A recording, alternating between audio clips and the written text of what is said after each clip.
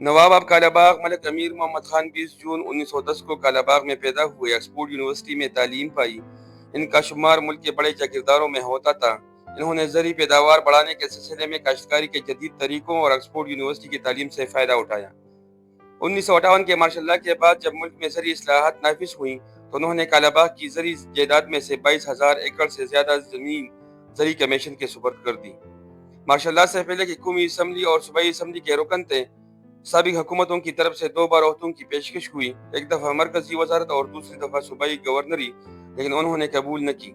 9 دسمبر 1958 کو PIDC کے صدر مقرر ہوئے۔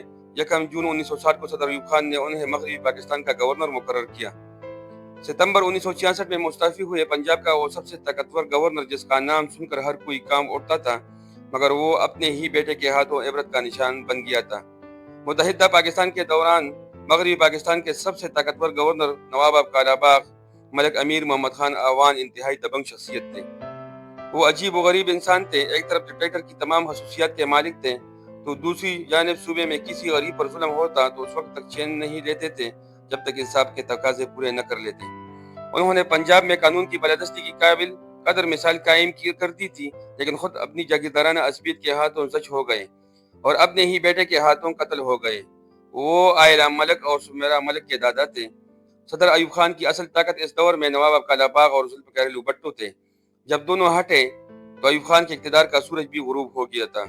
سابق جنرل جہانداد نے اپنی کتاب میں نواب آف کالا باغ کی ایسی بہت سی خوبیوں اور ان کی ڈکٹیٹرشپ کا جامع نقشہ کھینچا تھا۔ کہا جاتا ہے کہ 26 نومبر 1967 کو وہ اپنے کمرے میں مردہ پائے گئے۔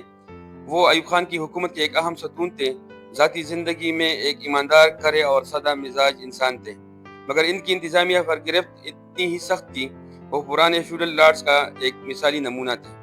ان کا قتل غیر معمولی تھا، لیکن اس پر اسرار کے پردے ڈال دیے گئے تھے۔ لیکن سابق صدر فیلڈ مارشل ایوب خان نے اپنی ڈائری میں اس واقعہ کا یوں ذکر کیا ہے کہ جنرل موسیٰ نے دوپہر میں فون پر بتایا کہ نواب آف کالا باغ کو ان کے بیٹے اسد نے گولی مار کر ہلاک کر دیا۔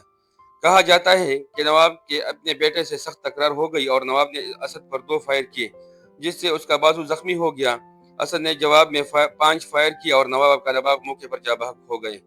نواب کی موت المناک ہے، لیکن اپنی جاگیردارانہ پس منظر کے سبب وہ عدم برداشت اور حاکمانہ رویے کا شکار ہو گئے۔ ملک امیر محمد خان آکسفورڈ کے تعلیمی یافتہ تھے۔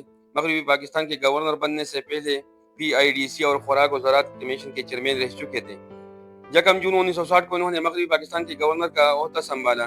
اس عہدے پر وہ 18 ستمبر 1966 تک فائز رہے۔ 1962 اور 1965 کے انتخابات میں ایوب خان کی کامیابی میں انہوں نے کلیدی کردار ادا کیا۔ ان کے رعب اور دبدبے کا یہ عالم تھا کہ وہ خود مسلم لیگ کے رکن نہیں تھے، لیکن کسی بھی نشست کے لیے مسلم لیگ کا ٹکٹ ان کی مرضی کے بغیر جاری نہیں ہو سکتا تھا۔ گورنری سے مستعفی ہونے کے بعد وہ اپنی جاگیر پر واپس چلے گئے، جہاں 26 نومبر 1967 کو انہیں قتل کر دیا گیا۔ اس قتل کا الزام ان کے بیٹے ملک اسد پر لگایا گیا، مگر اس الزام کو ثابت نہیں کیا جا سکا۔ نواب آف کالا باغ کی میت کو جس قسم پرسی سے دفن کیا گیا وہ عبرت کا نشان تھا، کیونکہ وہ شخص جس کا رعب اور دبدبہ پورے مغربی پاکستان پر چلتا تھا، اس کے جنازے میں گنتی کے صرف چند افراد موجود تھے۔ نواب کالا باغ کی موت ایوب خان کی سیاست اور اقتدار کا بھی آخری کیل ثابت ہوئی۔ بیان کیا جاتا ہے کہ 65 کی جنگ کے بعد جب بھٹو اور ایوب خان میں معاہدہ تشکن پر اختلاف پیدا ہوا تو بعد ازاں ایوب خان اور نواب امیر محمد خان میں بھی انبن ہو گئی، اور یوں وہ سنگلاخ دیوار جو نواب آف کالا باغ کے روپ میں ایوب خان اور ان کے مخالفین کے درمیان قائم تھی وہ بھی ہٹ گئی، اور اگلے ہی سال ایوب خان کو بھی اپوزیشن نے زچ کر کے اقتدار چھوڑنے پر مجبور کر دیا۔